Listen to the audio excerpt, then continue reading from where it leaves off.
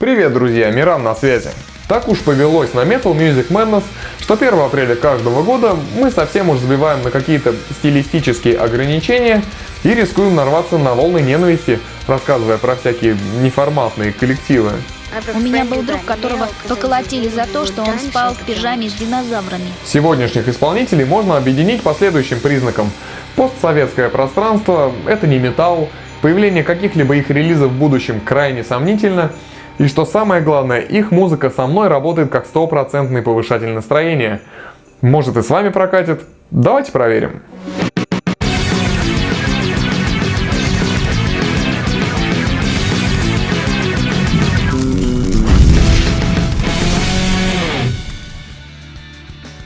Лет эдак 10 назад я увидел по ТВ клип на песню с высокоинтеллектуальным названием «Я тебя пру». И так как я в то время слушал исключительно элитное музло, то даже как-то не стал досматривать. А вот пару лет назад в закоулках локальной сети ракетно-космической корпорации я наткнулся на папку со знакомым названием «20 тысяч зажигалок». Скачал, послушал, а уже вечером все мои друзья знали, кто такой Вася Шугалей.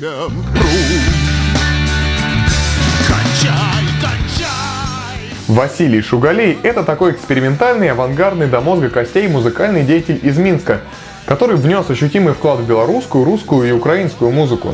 Помимо кучи своих разношерстных проектов, он продвигал группы Ляпис Трубецкой, Би-2, Запрещенные барабанщики, Жуки, был продюсером ТВ-проекта «Сюрприз для Аллы», писал песни, иногда даже вполне адекватные для разных артистов. Например, текст всем известной песни «Ветер знает» в исполнении группы «Браво» – дело рук Шугалея. Ветер знает, где меня искать весенний день. Ну а началось его экстравагантное шествие в начале 90-х с белорусской группы, вот бы произнести, «ы-ы-ы».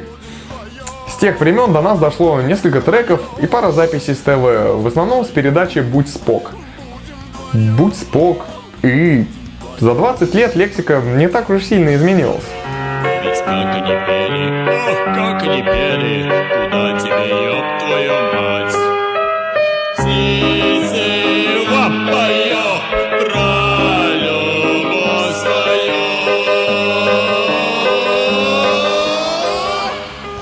Ну а переезд Василия в Москву ознаменовал тот самый период творчества, плоды которого так успешно повышают мою бодрость духа. Я имею в виду группу 20 тысяч зажигалок и совместный альбом Шугалея, Андрея Скуратовского из группы «Ночной город» и Михаила Рольника из MTV-шного «Шит-парада». Суммарно под этими наименованиями можно найти песен 20, неопределенного жанра, с ненормативной лексикой и абсолютно крытых поэтически. За вопросы по уставу я прошу тебя простить. Для чего ты посвящал мне на жизненном пути? Бляха, такая красивая, на солнце играет днем. Я не мечтаю про домашний уют, я не мечтаю про признание твои. Меня пиван бухать ребята зовут, сегодня мне не до любви. О, бэйби, не нужно мне больше тёлка. Охуй, бабы, скажите нахуя нужны мне жабы, когда со мною рядом есть хотя бы нормальных пару пацанов. Конечно же, в такой музыке основную смысловую нагрузку несет лирика, и по небольшим превьюшкам трудно составить целостное впечатление о шугалеевском творчестве, так что оставляю полное его изучение под вашу ответственность, а сам же расскажу, почему нам не стоит ждать от Василия новых треков. Уже больше 10 лет назад, в марте 2004-го, Василий по-простому так забухал с соседом и какой-то дамой в своей квартирке, оперативно спустился в воды и пошел поспать на кухоньку. А у соседа кончились деньги на синьку. И тогда ему на ум пришла гениальная идея. Он взял шнур от компа и задушил спящего Василия. Вместе с той дамой они распродали все, что могли, вплоть до смесителей для ванны, и на вырученное продолжили кутить в Васиной квартире еще 3 дня. А трупик прикрыли парочкой одеял, чтобы не пах. Обидно, что убийцы вместе со смесителями пустили в расход еще и компьютер, похоронив тем самым кучу неизданного материала. И шугалеевское музыкальное наследие осталось не в таком большом объеме, как того хотелось бы. Однако и того, что есть, хватило, чтобы Василий навсегда остался в памяти поклонников, друзей и коллег, Даже герой прошлогоднего первоапрельского выпуска Гриша Лепс исполнял «Я тебя пру» на какой-то закрытой вечеринке.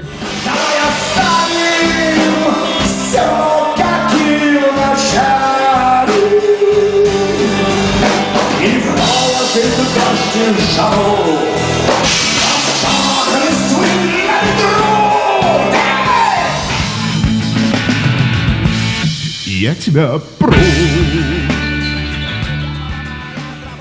Если вы найдете для себя немного фана в творчестве Шугаляя, супер. Если нет, не спешите отписываться, на очереди у нас выпуски про этот ваш True Metal. Ну а сейчас я хочу рассказать еще об одной софтовенькой группе из моего прошлого. Примерно в одно время с клипом «Я тебя пру» по тому же каналу крутили видео с не менее эпичным названием «Мудала». Песня эта периодически мной вспоминалась, но опять же только недавно я решил послушать остальное творчество этого коллектива. И опять же оно мне дико доставило. А группа называется «Барабанда».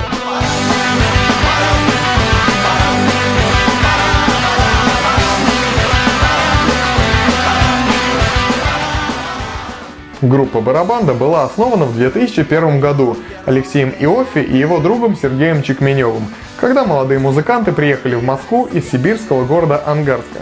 Песни этого коллектива – это такая бытовая романтика.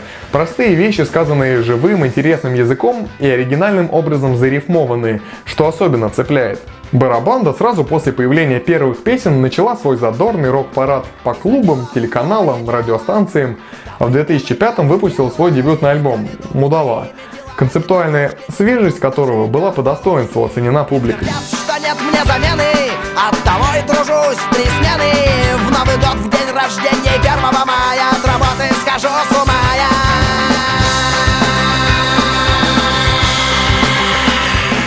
Прежде чем вылить наружу слова, нужно как следует внутрь принять. Ведь наши жизни как шланги горят, вряд ли способны мы их потушить. Знаешь, похмелье — это обряд, только не надо спешить.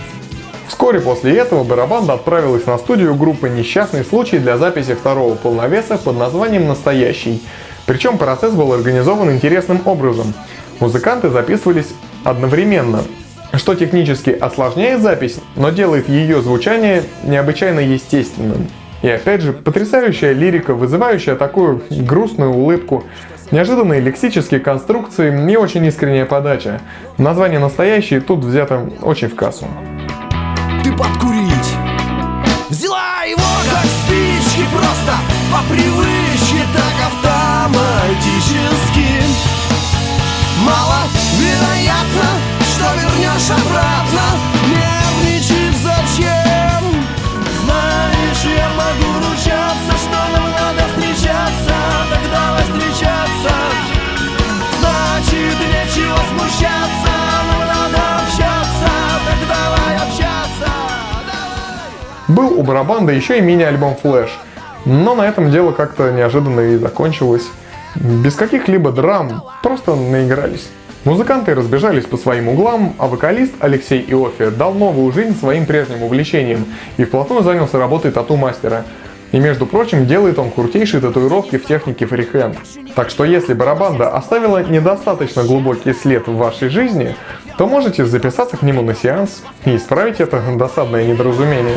И я веду расчеты, но кому дала еще ты? Это модала, это модала, это модала, это модала, это модала, это модала. Ну а это не модала. Что мы имеем в итоге? Немного личной ностальгии в лице Василия Шугаляя и группы Барабанда.